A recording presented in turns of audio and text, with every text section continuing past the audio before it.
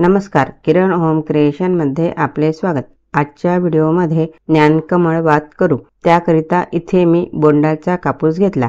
कुठलाही कापूस घेतला तरीही चालतो, परंतु बोंडाच्या कापसापासून वाती छान होतात।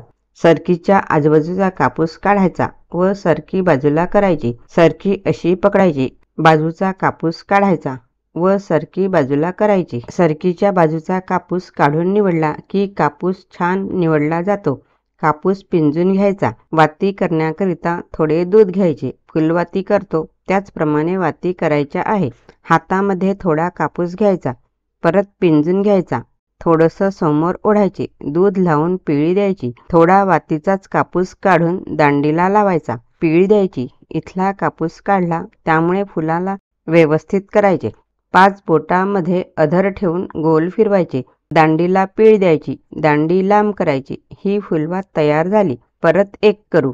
एवढा कापूस घ्यायचा, थोडा पिंजून घ्यायचा, असा गोलाकार जवळ करायचा, थोडा समोर ओढायचा, याला दूध लावून पिळी द्यायची।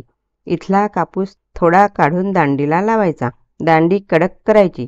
इथला कापूस काढल्यामुळे फूल अव्यवस्थित झाले तर फुलाला असे करायचे, वर ओढायचे व पिळी द्यायची। इथला भाग कडक होतो। परत एक करून दाखविते। एवढा कापूस घ्यायचा, याला पिंजून घ्यायचे, पिंजले की मध्ये अंगठा ठेवून टोपी सारखे करायचे, अंगठा काढायचा, कापूस असा ओढायचा, दूध लावून पिळी द्यायची, समोरील फुलाचा आकार व्यवस्थित करायचा।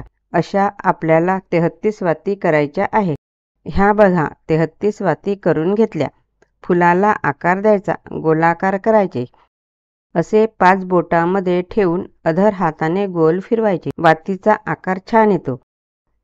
या 4, 4, 8, 4, 12, या 4, 16, 4, 20, 4, 24, या 4, 28 आणि या 5, 29, 30, 31, 32, 33 अशा या 33 वाती झाल्या।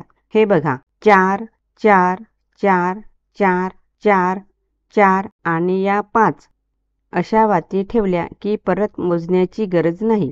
हे बघा अगोदर हातामध्ये 4 वाती घ्यायच्या।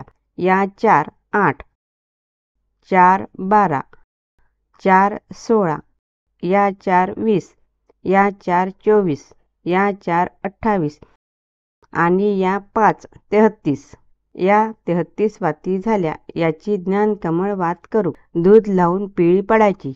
जे सूत आहे याने असे थोडे बांधून घ्यायचे, म्हणजे वाती निसटणार नाही। वसा काढूनही बांधता येतं। वाती व्यवस्थित करायच्या, दूध लावायचे, पिळी द्यायची। इथे थोडा कापूस लावून पिळी द्यायची। पिळी देताना वाती व्यवस्थित राहायला हव्या। परत थोडा कापूस लावायचा, वात थोडी लांब करायची। हे बघा याला असे फुलवून घ्यायचे, फुलासारखे छान दिसते।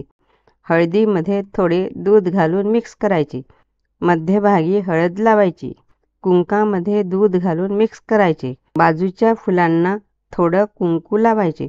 आपण वातीला हळद कुंकू लावतो त्याप्रमाणे लावायचे। पांढरी वात प्रज्वलित करीत नाही, त्यामुळे आपल्याला हवं त्याप्रमाणे वातींना हळद कुंकू लावायचे।